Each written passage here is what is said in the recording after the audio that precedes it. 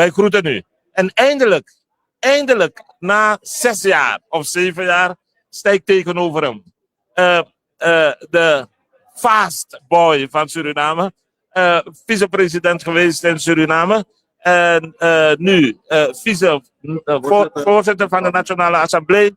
Een jongeman die uit plantage klei is getrokken. Die zijn weg heeft gevolgd. Geen zachte weg, harde weg naar de top van de Surinaamse politiek. Ik heb het over niemand anders dan de onvolprezen door velen, Ronnie Brunswijk.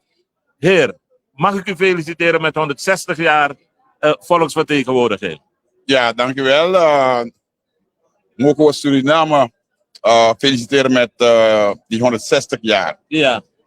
Zeker als ik terugblik, 160 jaar, dan weet u dat vanaf 1866 dat niet iedereen stemrecht had.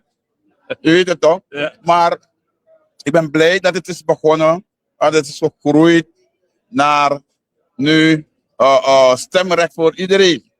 Ja?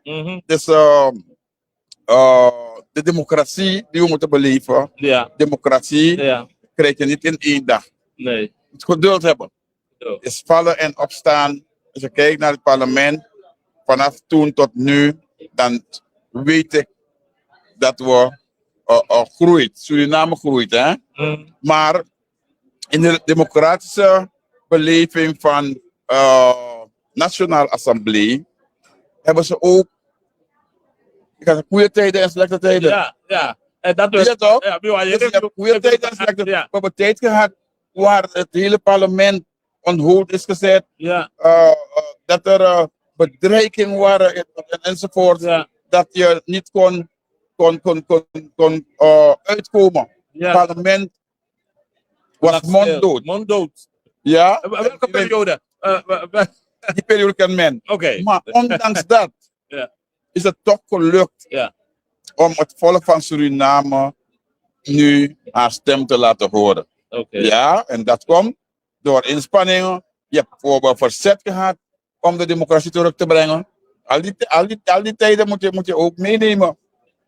En ja, toen er was geen democratie meer. We leefden toen in een dictatoriale staat. Zo. Ja? Ja. Je kent de periode van 1980. Ja. Maar alle de wat traditie opzag. Ja? Maar soms is dat het leven. Soms dat na apart sang dat we voor plafegi.